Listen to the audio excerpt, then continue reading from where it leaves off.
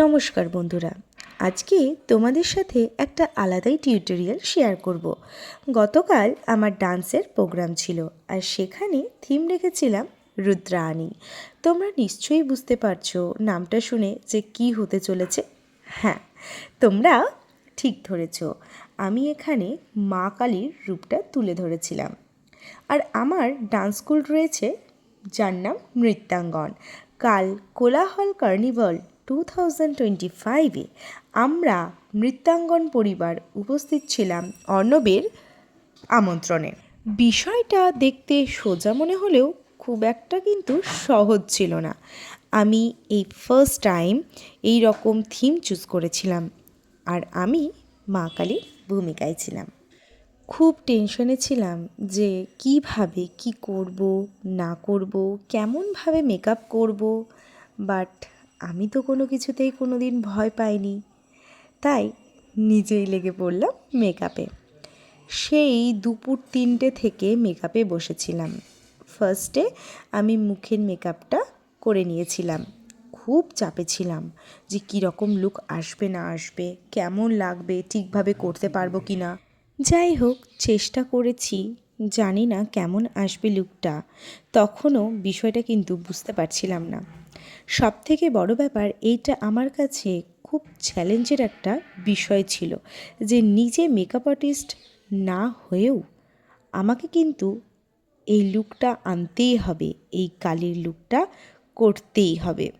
তাই ইউটিউব দেখে অনেক রকমের ভিডিও ফটো দেখে এই যুদ্ধে আমি নেমে পড়েছিলাম, কোনো দিকে না তাকিয়েই। আমার স্কিন টোনটা এতটাই ফেয়ার যে কালো রঙটা আমাকে মনে হচ্ছিল দিয়েও যেন আরও দিতে হবে। আর তার সাথে এত অয়েলি স্কিন, কি বলবো, বারবার আমার স্কিনের রঙটা যেন মনে হচ্ছিল ফেটে যাচ্ছে। লাস্টে আমি বিউটি ব্লেন্ডার দিয়ে তখন ব্লেন্ড করতে লাগলাম। তখনও কোনো আইডিয়া ছিল না, কিন্তু আমি হাইলাইটার দিলাম তো দেখলাম যে খুব একটা খারাপ লাগছে না। হাইলাইটার দেওয়ার পর গালটা আর থুতনিটা বেশ হাইলাইট করছিল। আর তারপরে রেড কালারের একটা লিপস্টিক দিয়ে দিলাম আর কানগুলোও কালো করে নিলাম। আর বাকি ছিল হচ্ছে আইব্রোটা করতে। তার থেকে ইম্পর্টেন্ট ব্যাপার ছিল যে 3 নয়নটা আমাকে আঁকতে হবে। তো খুব টেনশনে ছিলাম আর একটা মিস্টেক করে ফেলেছিলাম, আগেই কপালটা লাল করেছি।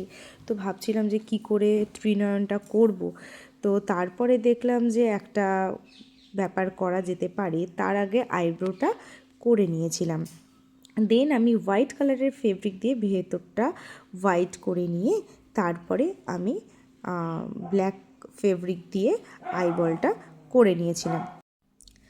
আর বিষয়টা এতটাই কালো কালো ব্যাপারটা ছিল, আমি তাই ভাবছিলাম যে কীভাবে ফেসটাকে হাইলাইট করা যায়, মানে আইডেন্টিফাই করতে পারে। আমাকে তো কেউ দেখে তো চিনতেই পারছিল না, মানে আমি নিজেকেই নিজে দেখে চিনতে পারছিলাম না। আইব্রোটাও একটু হাইলাইট করার জন্য আমি জাস্ট একটু ফুটি ফুটি দিয়ে করেছিলাম। এইটা আমার ফাইনাল লুক। তোমরা জানিও কেমন হয়েছে। আমাকে তো প্রত্যেকেই বলেছে দুর্দান্ত সেজেছিলাম, এবং এটাও শুনতে হয়েছে যে আমি নাকি মেকআপ আর্টিস্টের কাছে সেজেছি। সো তোমরা কেমন হয়েছে অবশ্যই কিন্তু জানিও।